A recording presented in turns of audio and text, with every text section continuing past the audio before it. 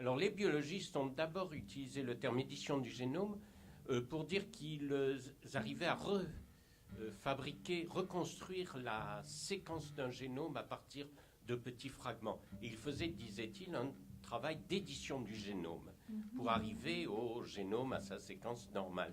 Et puis, on a vu apparaître dans les années 2005 justement ce nouveau sens du terme édition. Cette fois, éditer le génome, c'était pas seulement publier la vraie séquence du génome, c'était le modifier pour en chasser les fautes, les erreurs, et en particulier, par exemple, les mutations qui peuvent être à l'origine de maladies génétiques. D'accord. En chasser les erreurs, oui, ça laisse rêveur. Hein. Après, on peut se demander, oui, où est l'erreur? C'est un mot qui souligne aussi que les biologistes ont atteint un tel niveau de précision que maintenant ils savent parfaitement ce qu'ils font dans un génome. Ils ne vont pas simplement le modifier, essayer de l'arranger, mais vraiment ils font un travail très propre. C'est ce que porte ce mot d'édition du génome. Et de manière intéressante, d'ailleurs, il a été d'abord proposé par quelques biologistes, mais sans que c'est beaucoup de succès. Et puis, à un moment, par un phénomène social difficilement descriptible, l'usage du mot est devenu absolument dominant. Et plus personne ne parle d'autre chose que d'éditer le génome aujourd'hui. Oui, c'est un très bel exemple d'un mot qui acquiert un sens au fur et à mesure. Vous parliez de 2005, c'est assez récent quand même. Hein. Oui, c'est un phénomène tout à fait récent et l'usage explose, comme on va en parler, après la découverte de CRISPR-Cas9 dans les années 2012-2013. C'est là que le mot devient vraiment commun. Cette analyse-là du changement de sens historique révèle bien tout ce qu'on projette, tous les imaginaires qu'on a sur le fonctionnement du vivant et sur la façon dont on veut éventuellement le dépasser. Donc c'est vrai que c'est un terme dont l'histoire depuis 1914 et cette définition-là et la façon dont on l'utilise aujourd'hui est intéressante à retracer parce qu'elle dit quelque chose sur la posture des chercheurs. Oui. Et à quel point est-ce que c'est pas un petit peu idéalisé de dire qu'on peut vraiment très précisément, parfaitement maîtriser justement ces modifications qu'on fait? C'est vrai que ça va au-delà, c'est une affirmation déjà d'un pouvoir et des possibilités qui sont ouvertes. Après, je pense que c'est quand même une réalité aussi. Notre capacité à modifier les génomes est quelque chose qu'on a très fortement développé au cours des 10 dernières années, notamment grâce au CRISPR-Cas9. En fait, les CRISPR, de quoi est-ce qu'il s'agit? C'est à la base un système que les bactéries utilisent pour se défendre contre les virus qui les attaquent. Un système immunitaire des bactéries. Ces virus qui attaquent les bactéries, on les appelle des bactériophages. Ils s'attaquent uniquement aux bactéries et pas à l'homme. Et les bactéries ont tout un arsenal de défense contre ces virus. Et c'est une découverte relativement récente, 2005-2007. Et lorsque les chercheurs ont décrit ça, ils ont trouvé ce qu'on appelle des nucléases guidées par des petits ARN. On peut voir ça comme des ciseaux moléculaires qui sont capables d'aller couper un morceau d'ADN à une position très précise. On peut leur donner une adresse dans le génome et ils vont aller trouver cette adresse et introduire une cassure, ce qui est la première étape pour faire une modification génétique. Et donc cette technologie est en train de bouleverser notre capacité à modifier, à éditer les génomes. On a observé pour la première fois ces séquences CRISPR. Alors, il faut peut-être que j'explique ce que veut dire l'acronyme CRISPR. Il s'agit d'un acronyme anglais, c'est-à-dire Clustered Regularly Interspaced Short Palindromic Repeats. Donc des agglomérations de répétitions palindromiques régulièrement interspacées. Vous pouvez nous redire ça?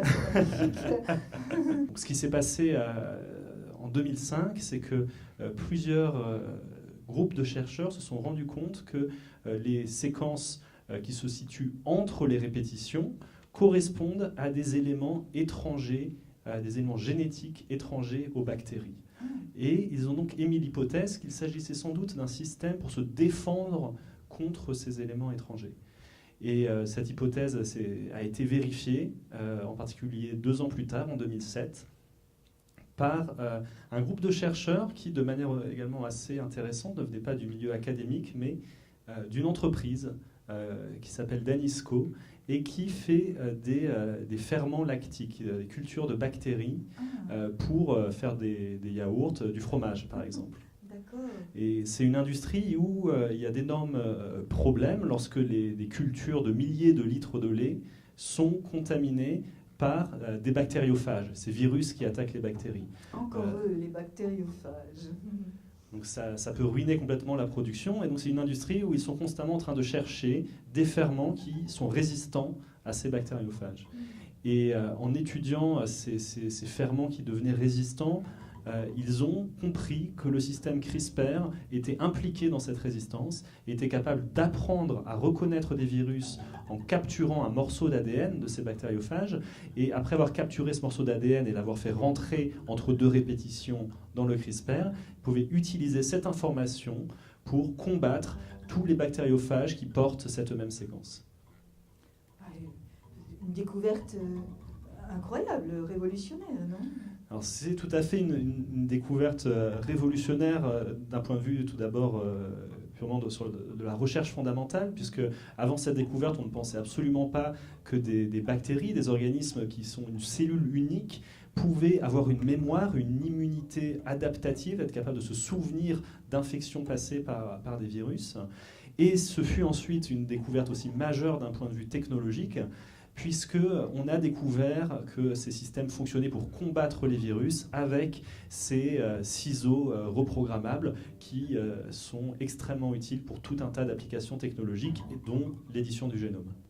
Donc en fait, elles ont là, un peu comme quand on fait des enquêtes et on essaie de retrouver des traces ADN d'un criminel, là elles prennent un morceau d'ADN comme étant la trace ou l'identité du virus qu'il faudra ensuite attaquer d'une certaine façon si on le rencontre à nouveau. Tout à fait, ça a une conséquence qui est particulièrement intéressante, qui est que lorsqu'on va séquencer le génome d'une bactérie et qu'on trouve ces CRISPR, on peut regarder la série de ces séquences qui se trouvent entre les répétitions, et ça nous retrace en fait l'histoire des infections qui ont eu lieu, l'histoire des bactériophages que la bactérie a pu rencontrer. En quelque sorte, c'est ce qu'on appelle un peu de la sérendipité, ou serendipity en anglais, c'est-à-dire c'est un hasard heureux. Au fond, on cherchait quelque chose, et puis à un moment, en étudiant quelque chose de tout à fait différent, comme l'a dit David, en travaillant sur les bactéries, on trouve finalement la solution qu'on n'avait pas imaginée. Pourtant, des chercheurs avaient depuis de nombreuses années essayé de mettre au point des nucléases, des enzymes capables de couper l'ADN avec précision. Mais ils avaient opté pour une stratégie tout à fait différente, qui était de construire des molécules artificielles avec un domaine qui reconnaissait l'ADN et puis un autre domaine qui coupait l'ADN. Mais comme le disait Pasteur, la chance ne sourit qu'aux esprits bien préparés. Donc je pense que les chercheurs étaient bien préparés à vouloir un tel enzyme. Et puis finalement, quand CRISPR-Cas9, on a découvert sa fonction, son mode de fonctionnement, on a su qu'on avait trouvé là l'outil idéal. L'outil idéal. Alors, ce qui est fascinant aussi, je voulais juste rajouter sur cet outil idéal, c'est que parfois on a peur de ce que la science pourrait inventer, pourrait produire d'artificiel pour manipuler le vivant. Et là, cette histoire montre que finalement, en tout cas, l'outil qui semble être le plus puissant et le plus... Voilà, et ben, il vient de la nature. Ce qui pose vraiment la question où se situe l'artificialité dans ces modifications du génome qu'on introduit. La reprogrammation qu'on fait de cette protéine Cas9 avec les systèmes CRISPR, ça consiste donc à changer la séquence d'un petit ARN. Au fond, d'un point de vue d'artificialité, c'est plus simple à faire que de changer la séquence d'une protéine, mais dans les deux cas, il y a cet apport artificiel du chercheur à quelque chose qui est profondément naturel à la base. Et faut souligner que on est extrêmement limité pour faire des choses purement artificielles. On s'inspire, 99,9% des biotechnologies, c'est à la base des composés naturels qu'on combine, qu'on modifie légèrement, mais vraiment à la marge. Je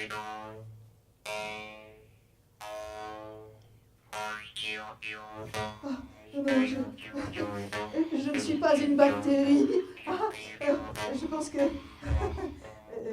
David, peut-être pouvez-vous nous expliquer comment ça marche?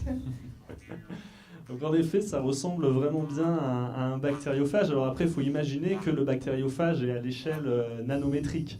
Donc c'est-à-dire bien quelques millions de fois plus petit que ce que je tiens dans la main. Mais ceci dit, on retrouve l'architecture un peu du bactériophage avec cette tête qui est rouge ici. On a ensuite cette queue et ses pattes.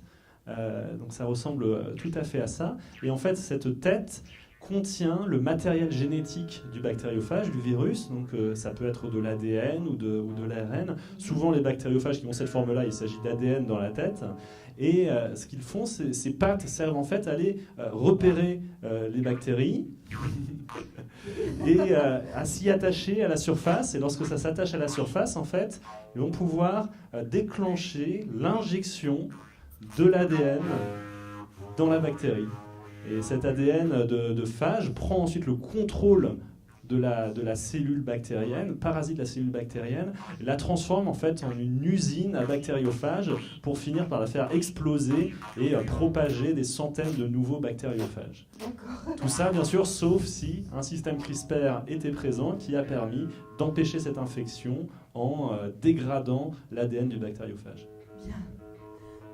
Je crois que je ne verrai plus jamais mon micro de la même façon. Et bien, naturellement, ces avancées technologiques posent ces questions d'éthique, de génétique. Et oui, Michel, vous vouliez... C'est un outil qui permet de faire beaucoup de choses. Et d'abord, il ne faut pas oublier, il est d'abord un extraordinaire outil pour la recherche elle-même. Et les chercheurs l'utilisent pour construire de nouvelles souches, etc. Donc c'est d'abord un outil de recherche fondamentale. Mais après, il y a les possibilités de l'utiliser. Et c'est vrai, l'utiliser, par exemple, pour lutter contre les maladies génétiques, avec deux aspects qui sont assez différents, qui sont essayer de corriger ces maladies génétiques chez un individu atteint, c'est ce qu'on appelle la thérapie somatique, ou alors corriger ces maladies génétiques de manière à ce que la correction soit transmise à la descendance. C'est ce qu'on appelle la thérapie germinale.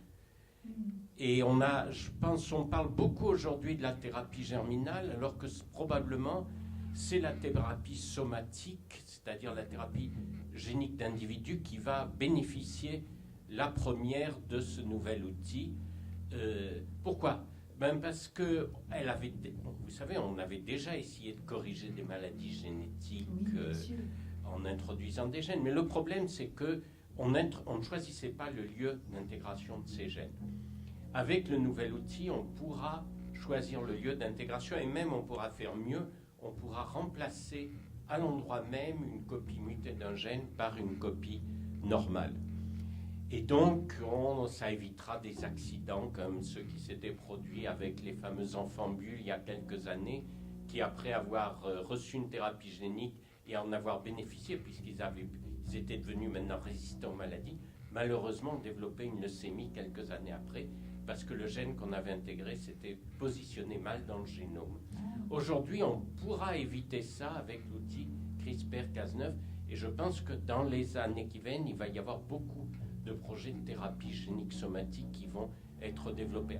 Par contre, il y a tous les fantasmes qu'on voit apparaître avec l'utilisation de CRISPR-Cas9. On va avoir des enfants qu'on choisira, qui seront plus beaux, plus intelligents, plus sociables, plus tout ce qu'on veut. Mais ça, c'est des fantasmes, je pense. Ah oui, il n'y a aucune chance qu'on puisse utiliser... Que certains veuillent l'utiliser, oui, ça c'est probable. Mais il y a beaucoup de choses qu'on ne sait pas faire. Vouloir avoir un enfant plus intelligent, je crois qu'aucun généticien ne saurait comment faire. Et puis, il y aura quand même des raisons d'empêcher ce genre d'expérience. Mais la réponse doit être prudente, parce que elle est différente suivant les pays. Il y a des pays comme les pays européens, la France, l'Allemagne, qui vont finalement trier dans les possibilités, choisir ce qui est médicalement important et éliminer tout ce qui est fantasme.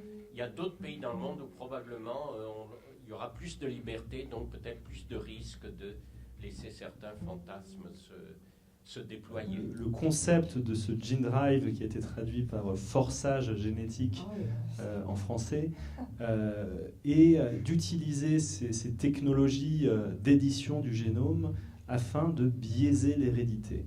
Il va s'agir de faire en sorte qu'un parent qui porte un gene drive soit sûr et certain que tous ses enfants portent à leur tour ce gene drive et tous leurs enfants à eux porteront à leur tour ce gene drive.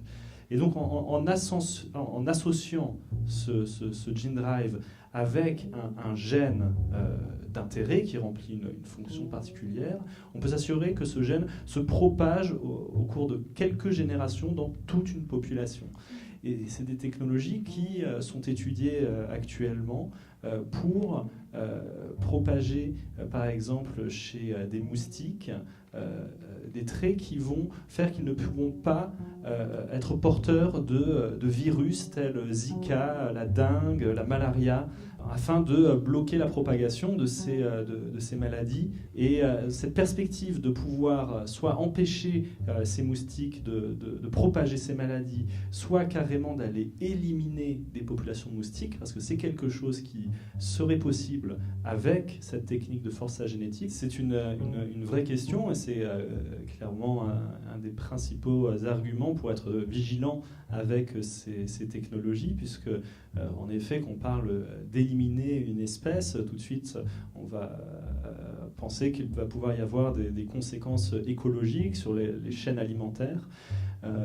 C'est une question qui, je pense, quand même, mérite d'être approfondie. Actualité. Il s'agit de l'affaire des Gene Drive Files, donc des fichiers qui ont été légalement demandés aux institutions de recherche. Et ces fichiers sont en fait des correspondances entre les chercheurs, donc des courriels qui ont été partagés par les chercheurs du domaine qui travaillent sur le Gene Drive. Et il se trouve que ces correspondances révèlent l'existence d'un lobbying qui a été caché, qui a été financé par la fondation Bill et Melinda Gates à hauteur de 1,6 million de dollars. Et donc ce lobbying en fait consistait à promouvoir certaines technologies donc, du coup, qui ont trait au Gene Drive, notamment dans le cadre d'un débat aux Nations Unies, au sein de la commission sur la diversité biologique, et donc n'avait pas été avait été dissimulé. Ce processus de lobbying avait été dissimulé et impliquait certains chercheurs qui l'ont évoqué dans leurs emails. Et ces fichiers révèlent également la présence d'intérêts militaires qui ne sont pas toujours forcément explicités selon certains chercheurs. Il y a en effet des collectifs qui appellent à un moratoire sur la recherche sur les Gene Drive, donc en disant qu'il faut mieux s'arrêter plutôt que de continuer alors qu'on ne connaît pas les conséquences possibles, on ne maîtrise pas suffisamment les risques, etc. Et à l'inverse, il y a d'autres chercheurs qui préfèrent dire qu'il ne faut pas entraver la recherche et donc accusent ces chercheurs, reprochent à ces chercheurs de mettre des bâtons dans les roues. De mettre des bâtons dans les roues, exactement. Alors, je pense que cette petite sonnette d'alarme qui a été tirée n'est clairement pas néfaste. Je vois ça d'un bon œil. Je pense que c'est toujours extrêmement sain de rester vigilant, de s'assurer que les choses se passent en parfaite transparence, surtout sur des sujets aussi importants. Quand on parle de Gene Drive, la possibilité d'éliminer une espèce. Surtout, ce qu'il faut voir, ce qui inquiète pas mal de monde avec cette histoire de Gene Drive, c'est que c'est un peu une réaction en chaîne génétique. Il suffirait de relâcher quelques organismes modifiés dans la nature pour que ce Gene Drive se propage à toute l'espèce et conduise à l'élimination de l'espèce. Donc, en tant que tel, d'un point de vue technologique, c'est une décision qui pourrait en principe être prise par n'importe quelle personne en dehors de tout cadre. Donc, c'est pour ça que c'est extrêmement important de faire les choses en pleine transparence, extrêmement bien régulé, et que les gens puissent se mettre d'accord en toute conscience. Le projet sur le paludisme est un projet qui a de fortes raisons scientifiques d'être développé. D'autres projets sont sans doute, eux, méritent encore plus l'attention et sans doute le regard critique. Donc, votre conseil, ce serait de rester vigilant. Oui, oui, de toute façon, toujours. Oui. Je suis aveugle, on me plaint, et moi je plains tout le monde. Mes deux yeux ne sont plus pleins, car ils ont perdu leur bombe. Dans un malheur comme le mien, tu t'en moques. La chandelle ne vaut rien. Je me lève dès le matin, m'en vais de village en village. L'un me donne un bout de pain, l'autre un morceau de fromage. Et quelquefois par hasard, tu t'en moques. Un petit morceau de lard.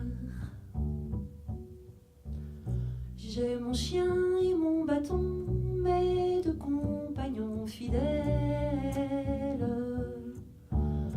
L'un me guide à tâtons, l'autre au bout d'une ficelle. N'aimeriez-vous pas bien mieux? Tu t'en moques. C'est de guide que vos yeux.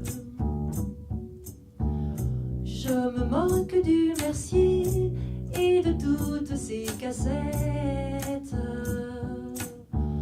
Je n'use point de papier, encore moins de lunettes. J'ai pour peigne mes 10 doigts, tu t'en moques. Hey, hey. Mes deux manches pour mouchoir.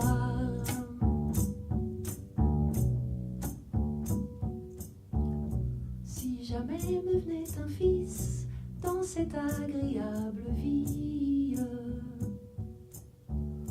je prierais bien le bon Dieu, aussi la Vierge Marie, qu'il lui crève les deux yeux. Tu t'en moques. Hey.